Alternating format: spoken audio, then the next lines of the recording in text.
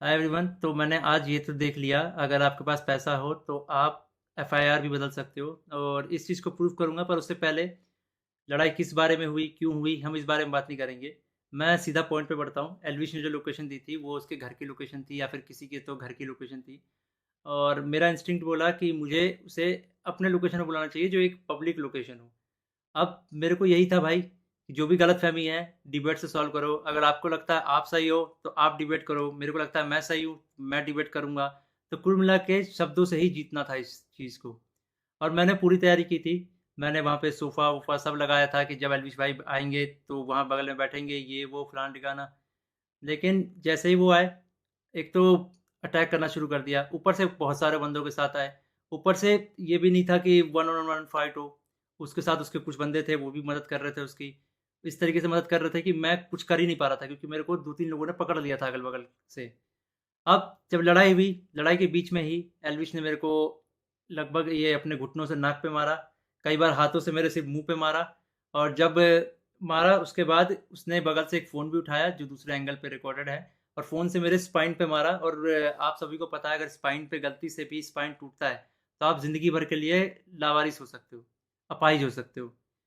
तो उसके बावजूद उसने मारा, और उसके बाद उसने क्या किया, जान से मारने की धमकी भी दे दी। अब जान से मारने की धमकी 1-2 बार नहीं दी, मल्टीपल टाइम्स दी। कम से कम जितना मुझे पता है 3 बार तो दी ही थी उसने धमकी जान से मारने की। और ऑफ कैमरा भी उसने कई बार जान से मारने की धमकी दी। अब ये सब होने के बाद जब लड़ाई-वड़ाई ख़त्म हो गई, तो उसके बाद वो वापस जा रहे थे, तो वो जो बंदे लाया था उनमें से कुछ बंदे मेरे को, मतलब होता है ना एक प्यार से धमकाने वाला सीन, कि भाई सॉरी बोल दे, क्यों ले रहा है पंगे, ये वो। भाई मैं तो अपने चीज़ों पे अटल था। मैंने बोला मैं सॉरी तो नहीं बोलूँगा, क्योंकि मैंने गलती तो की नहीं है। उसके बाद एल्विश ने भी थोड़ा ट्राई किया था सॉरी बुलवाने के लिए, लेकिन मैंने उसको भी सॉरी नहीं बोला। और ये सब जब हुआ, तो शुरू में मेरे को लगा मेरे को सिर्फ़ यहाँ चोट आई है, क्योंकि मेरे को कहीं पे भी दर्द फ़ील नहीं हो रहा था। तो मेरे को शुरू-शुरू में सिर्फ़ यहाँ चोट आई। उसके बाद 1 डेढ़ घंटे बाद मेरे को यहाँ पे दर्द होना शुरू हुआ, और फिर 2 से 3 घंटे बाद मेरे पूरे स्पाइन में दर्द होना शुरू हुआ, और इस तरीके से हुआ कि मैं सो ही नहीं पाया। सुबह 4 बजे मैंने सोने का ट्राई किया था, मैं दोस्त के घर साकेत गया हुआ था। मैंने सोने का ट्राई किया, अनफॉर्चुनेटली मैं दर्द से सो ही नहीं पाया। उसके बाद हम जब दर्द हो रहा था तो हम गए वहाँ पे मैक्स हॉस्पिटल साकेत के, मेडिकल निकलवाने। तो उन्होंने मना कर दिया, विदाउट एफआईआर नहीं होगा। तो मेरा यही था, मेरा दिमाग शॉक में था, एफआईआर हमने की नहीं थी। फिर हमने डिसाइड किया कि दोपहर के 12 बजे के आसपास हम एफआईआर करेंगे लॉन्च, और उसके बाद मेडिकल करवा लेंगे पुलिस की मदद से ही। तो हम गए एफआईआर करने। अब जब एफआईआर करने गए, तो हमने पूरा बता दिया कि भाई ये सेक्शन लगाना है, अटेम्प्ट टू मर्डर है, साफ साफ दिख रहा है। तो वो जो एसएचओ थे, उन्होंने बहुत अच्छे से बात की। उसके बाद एसएचओ अपने इंस्पेक्टर के फ़ोन में कॉल करते हैं, बोलते हैं कि पूरा इसको ना पब्लिक मत करना, गुप्त तरीके से रखना, हम लोग गुप्त तरीके से लड़ेंगे। मेरे को तभी डाउट था कि एफआईआर को दबाने की कोशिश की जाएगी, और वही हुआ। अभी मैंने एक आर्टिकल पढ़ा जिसमें एल्विश के ऊपर एक भी वो सेक्शन नहीं लगा जो मैंने एफआईआर में लिखवाई थी। अटेम्प्ट टू मर्डर का एक भी सेक्शन नहीं है उसमें।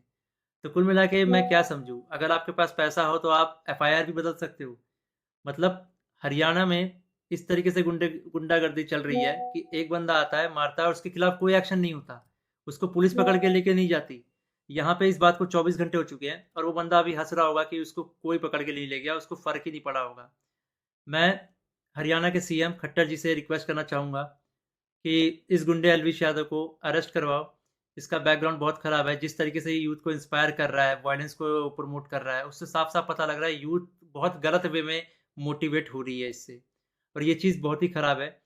तो खट्टर जी, मैं इंडिया के कानून पे बहुत भरोसा करता हूँ, लेकिन अगर यहाँ पे नाइंसाफ़ी हुई, तो एक तरीके से बहुत सारे लोगों को ये तो समझ में आ जाएगा कि इंडिया का कानून सिर्फ़ गरीबों के लिए बना है, अमीरों के लिए नहीं बना है।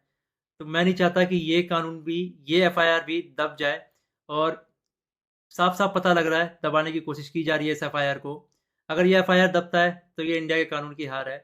मैं आप लोगों से रिक्वेस्ट करूँगा, गुरुग्राम पुलिस को और खट्टर जी को इस ट्वीट में टैग करो, और उनको रिक्वेस्ट करो कि एल्विश यादव को जितनी जल्दी हो सके, इस गुंडे को जितनी जल्दी हो सके अरेस्ट करा जाए। क्योंकि अगर कोई भी ऐसे मार के निकल जाएगा और फिर अपने स्टोरी में डालेगा कि भाई वर्क डन, तो खुल्लम खुल्ला यही है कि वो वायलेंस को प्रमोट कर रहा है, और उसको पता है कि उसका कोई कुछ नहीं बिगाड़ सकता। तो एक तरीके से ये इंडिया के कानून की हार है। तो अभी जो मैं एफआईआर लिखवा के आया था, मुझे उसकी कॉपी भी नहीं मिली और मुझे लगता है मिलेगी भी नहीं। बोला तो वैसे सुबह मिल जाएगी, लेकिन आई डोंट थिंक सो, क्योंकि आर्टिकल में साफ-साफ दिख रहा है कि एफआईआर के जो सेक्शन है वो बहुत अलग किए गए हैं। तो इंडिया के कानून का मज़ाक ना बने, तो आप लोगों से एक आखिरी बार रिक्वेस्ट है, सीएम खट्टर जी को गुरुग्राम पुलिस के ऊपर टैग से टैग किया जाए, ताकि ये मामले को वो लोग सीरियसली ले। इन द एंड अगर इस बीच में मुझे कुछ भी होता है, मेरे पे कोई भी जानलेवा हमला होता है, इसका ज़िम्मेदार एलविश यादव होगा या फिर उसके दोस्त होंगे या फिर गुरुग्राम पुलिस होगी, जिसने मेरे एफआईआर को पूरा का पूरा बदल दिया और पता नहीं क्या एफआईआर लिख दिया। और ये ये इंडियन कानून की बेइज्जती है, ये तो मैंने देख लिया। कुछ नहीं भाई, अगर तुम्हारे पास पैसा हो तो कुछ भी कर सकते हो, ये तो मैंने देख लिया भाई।